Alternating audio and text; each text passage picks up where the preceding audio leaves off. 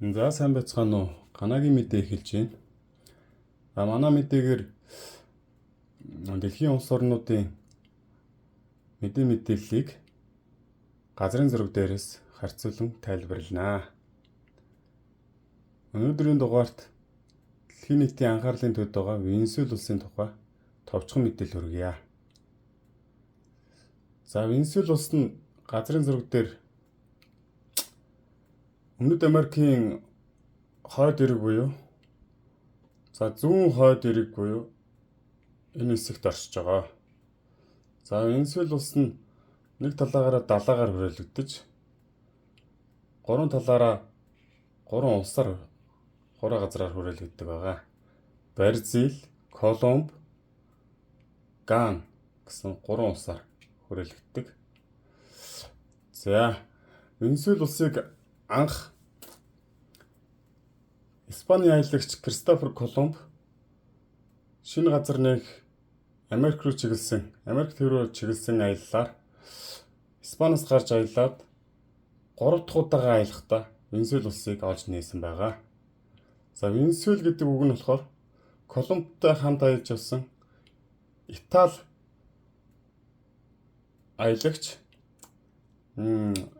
аялагчид тухайн өөрийнх нь Венец хот нь усан дээр орших үзэсгэлэнт Венец хот нь хотыг санагдуулсан учраас бяцхан Венец гэж нэрлээд тэр нь Испани хэл дээр орчуулагдахаараа Венесуэла гэж орчуулагдаад Венесуэл улсыг анх нэрлсэн байгаа.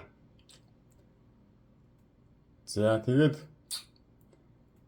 Венесуэл улс нь өөрө бус тусаас ялгарах энэ газар зүйн онцлог, газрын ашигт малтмалаараа бус тусаас маш их ялгардаг, их асар их баян газар доорх хэвлийн баялгаараа асар их баян улс байгаа. За жишээ нь гэтэл нефтээр дэлхийд тогтоогдсон нөөцөөрөө дэлхийд нэгдүгээрт дэлхийн нийт нефтийн газрын тосны 13%-ийг дангаар эзэлдэг. За тэгээд Венесуэл улс нь нефтээ бол ерөнхийдөө далайн эрэг хавьяасаа албарлаж байгаа. Тэгээд их юм өтгөн шамбаарлцсан тийм нефт байдаг. Тэрийг нь бол ганцхан Мексик улсад тэрийг ялгаж ангилах тэр нефт, бензин нефтээс гарах юу гэдгийг түлш тэгээд дараа нь тэр витум гэж бүх ангиллыг ялгадаг үйлдвэр нь энэ Мексикт байрладаг байгаа.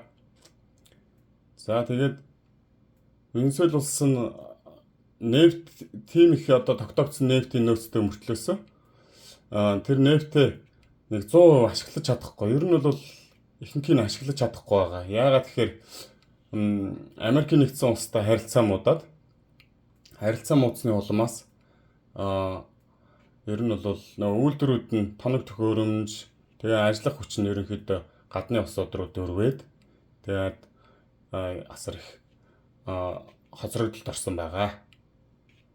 Тэгээд ерөнхийдөө энийгээс сэргээх Америктай хамтраад энийгээс сэргээх юм бол Венесуэл бол дэлхийд нэлээд дээгүүр хөгжих, ер нь өмнө хөгжиж явсан тийм улс байгаа. За нефтийн тухайд бол тиймэрхүү байна. Алтны нөөцөөрөө дэлхийд 2 дугаарт ордог. За тэгээд байгалийн хий нөөц гэдэг байгаа.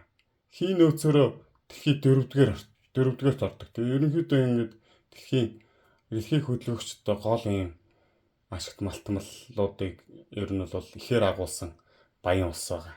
Тийм болохоор ер нь эдрийг ингэж 100% ашиглах юм бол дэлхийд ер нь манлайлах магадaltaй. Ер нь улс төрийн хувьд жоохон тийм дарангуул маягийн тогтсон байсан. Тэгээд ер нь бол Америк оролцоод тэгээд цаашдаа яаж хөгжих уламд ороодох юм уу, тэрнээсээ дээшлэх юм уу, нэг хөгжөөд эхлэх юм бол ер нь бол газрын баялгаа зөв ашиглаад эхлэх юм бол дэлхийд нэлээд дээгүүр сайн одоо дотоодын нийт бүтээгдэхүүн одоо нэлээд доош унтсан байгаа.